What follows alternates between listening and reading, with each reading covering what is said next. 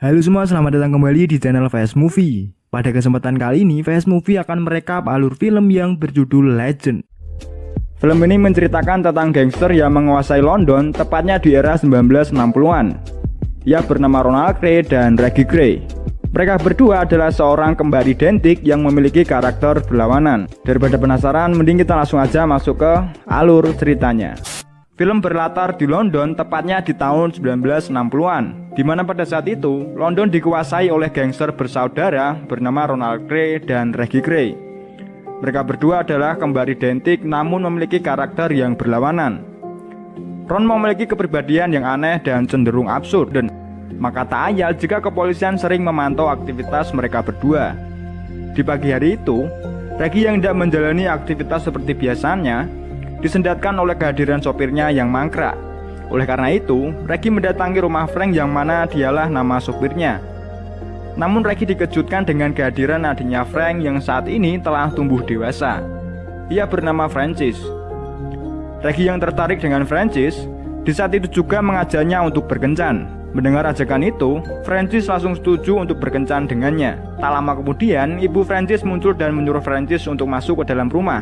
Dia merasa tak senang jika putri semata wayangnya itu dirayu oleh seorang begajulan. Setelah menunggu Frank, Reggie kemudian berangkat untuk menemui Ron, saudara kembarnya yang saat ini berada di rumah sakit jiwa. Ron sebenarnya didakwa 3 tahun dikarenakan melakukan penganiayaan terhadap pemilik bar. Namun sebelum pengadilan memutuskan perkaranya, Ron dinyatakan gila sehingga ia diserahkan ke dalam rumah sakit jiwa. Pada saat itu, Reggie mencoba untuk membawa pulang saudaranya, sehingga ia mengintimidasi sang psikiater untuk memberikan laporan palsu bahwa saudaranya itu telah dinyatakan sembuh. Secara terpaksa, sang psikiater lalu memberitahukan laporannya di hadapan kepolisian. Namun psikiater memperingatkan Reggie bahwa saudaranya itu telah kehilangan akal sehatnya, dan ia didiagnosis mengidap paranoid skizofrenia. Dan Ron dianjurkan untuk meminum obat 2 kali sehari, dan akan terjadi hal yang sangat buruk apabila Ron lupa untuk meminum obatnya. Tibalah waktu yang ditunggu-tunggu Reggie tiba. Di kencan pertamanya, Reggie membawa Francis ke sebuah klub malam miliknya dengan banyak tamu dari kalangan atas. Hal ini tentu membuat Francis terkesan dengan gemerlap kekayaan yang dia miliki. Ketika Reggie hendak duduk bersama Francis, tiba-tiba saja anak buahnya memanggilnya karena ada urusan penting. Ternyata ada salah satu anak buahnya yang bernama Jack meminjam uang perusahaannya tanpa seizinnya. Merasa kesal karena kencannya diganggu, Reggie lalu memberinya pelajaran.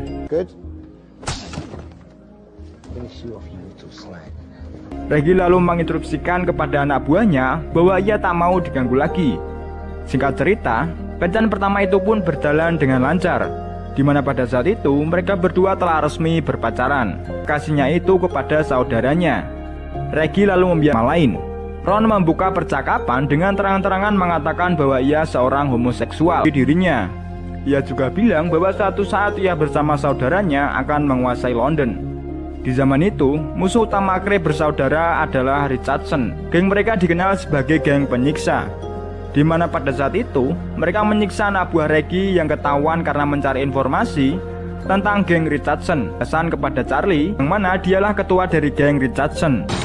Mendapat serangan itu, Charlie lalu mengutus anak buahnya yang bernama George untuk menemui Kray bersaudara. Ia mengatakan bahwa Charlie ingin melakukan gencatan senjata dengannya. Ia lalu mengatur pertemuan antara mereka di sebuah bar Pig and Whistle, di mana letak bar ini terletak di zona netral. Namun saat Chris bersaudara telah di lokasi, ternyata Charlie tak ada di sana. Bar tersebut dipenuhi dengan anak buah Charlie yang berkumpul untuk mengeroyok mereka berdua. Reggie merasa harus mendengarnya secara langsung tawaran kerjasama dari orang-orang Amerika ini. Penn kemudian mempertemukan mereka berdua dengan utusan dari pihak Amerika. Mereka menjelaskan bahwa bosnya ingin melebarkan bisnisnya dengan membuka kasino di London. Maka dari itu, mereka membutuhkan bantuan Kray bersaudara untuk menyediakan keamanan di kasino tersebut. Untuk menunjukkan etikat baiknya, bosnya memberikan hibah sebagai perkenalan kepada mereka berdua. Setelah itu, Reggie mengatakan bahwa ia hanya akan sepakat jika keuntungannya dibagi secara merata, yakni 50-50. Mereka lalu mengabulkan permintaan itu, dan kesepakatan terjadi. Namun layaknya roda kehidupan yang terus berputar, nasib malang menimpa Reggie. Polisi tiba-tiba saja kembali mengungkap kasus lamanya yang pernah ia lakukan. Oleh sebab itu, tak ada pilihan lain selain menyerahkan dirinya ke dalam penjara dari para sipir di dalam penjara. Mereka mengajarnya dengan membabi buta. Hal ini tentu membuat Reggie tak berdaya. Namun yang berbeda dari para tahanan lainnya, Reggie dengan berani membalas salah seorang sipir di sana.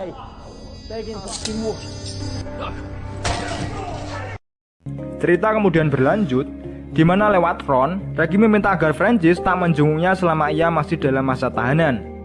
Lambatnya lagi, mulai kehilangan akal sehatnya. Tiba-tiba saja, ia meminta sejumlah uang 50.000 pound sterling untuk diberikan kepada anak yatim di Afrika.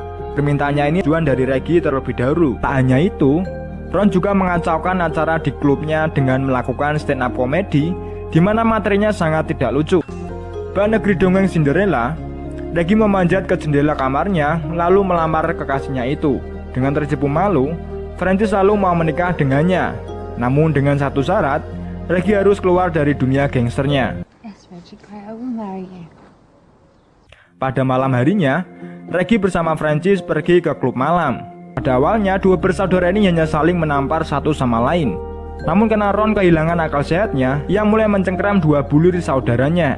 Sehingga Reggie terpaksa melayangkan buku mentah ke arah saudaranya. Ron yang tak pernah dipukul oleh Reggie mulai kehilangan kendali. Ia mencoba membalas saudaranya dengan melemparkan botol ke arahnya. Reggie yang melihat Ron kehilangan akal sehatnya kemudian Setelah itu, Francis memilih untuk menenggak pil dengan dosis besar. Hingga akhirnya dia dinyatakan tewas karena overdosis. Reggie yang mendengar kabar itu merasa sangat kehilangan istrinya, di mana keduanya dijatuhi hukuman seumur hidup.